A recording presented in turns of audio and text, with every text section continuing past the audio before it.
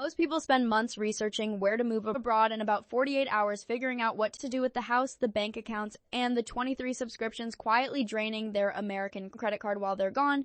This is video 10 in our series on moving abroad, and today we are getting into the practical side of managing your American assets from overseas. Let us start with the biggest one, your house. The house decision is the one that will keep you up at night if you let it. You essentially have two real paths. You either sell it or you rent it out.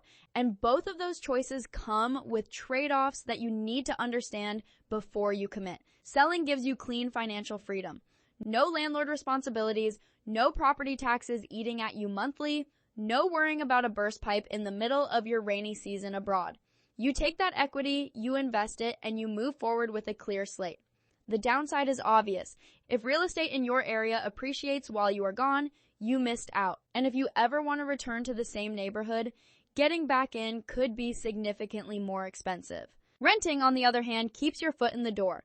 You maintain the asset, you potentially generate income, and you preserve your option to return. But here's what people underestimate. Being a landlord from abroad is a real job. You need a property manager, and quality property managers typically charge 8 to 12% of your monthly rent. You still deal with taxes, you still face maintenance decisions, and trust me, those calls about leaking roofs do not care what time zone you are in. There is no universally right answer here. It depends entirely on your financial situation, your timeline abroad, and honestly how emotionally attached you are to the property. What I will say is this. Do not keep it because of vague sentimental reasons. Make the decision based on the numbers and your actual plans. Now let us talk about bank accounts because this is where a lot of people get blindsided. American banks are increasingly closing or restricting accounts of customers who are living abroad. This happens for regulatory reasons tied to international financial compliance laws. You need to research your specific bank's policies before you leave. Some banks are expat friendly and will maintain your account as long as you keep a stateside address. Others will give you trouble. The smartest move is to keep at least one American bank account open for as long as possible. You will need it for things like receiving payments, filing taxes, and handling any stateside financial obligations. Look into banks or online banking options that are specifically designed to work across borders.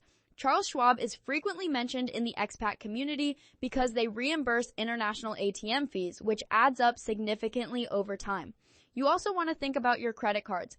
Keep at least one with no foreign transaction fees active and in good standing.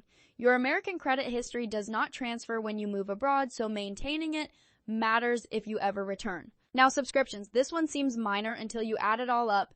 Go through every single recurring charge coming out of your accounts. Streaming services, gym memberships, software subscriptions, magazine deliveries, apps, cloud storage plans. You would be shocked at how much quietly drains out every month.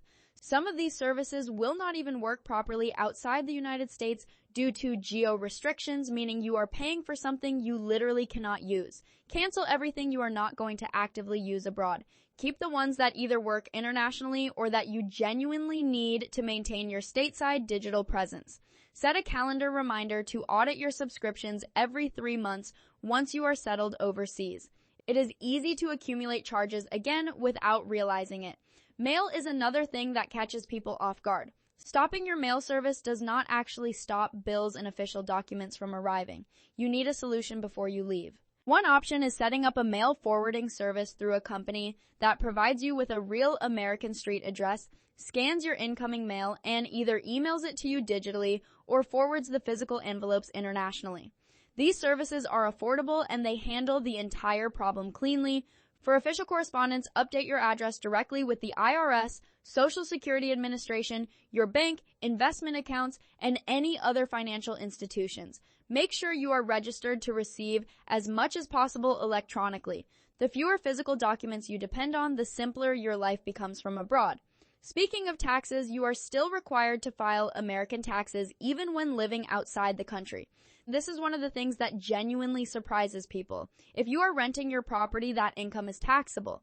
If you have investment accounts, dividends are taxable. Look into whether you qualify for the foreign earned income exclusion, which can significantly reduce your tax liability if you are earning income from your new country. Consider hiring a CPA who specializes in expat taxes. It is worth every dollar. Here's the framework I want you to walk away with today. Think of this process in 3 categories: assets you liquidate, assets you maintain, and obligations you automate. Your house falls into one of the first 2. Your bank accounts need to be maintained and protected, and your mail, subscriptions, and recurring obligations need to either be canceled or automated, so they require zero attention from abroad. The people who struggle most with managing life from overseas are the ones who left too many loose ends assuming they would deal with them later. The people who thrive are the ones who treated this pre-departure phase as seriously as the move itself. Next video, we are covering something that trips up almost every new expat: healthcare and insurance abroad, what your American coverage actually does for you once you cross the border, and what you need to get in place before you go. Subscribe so you do not miss that one.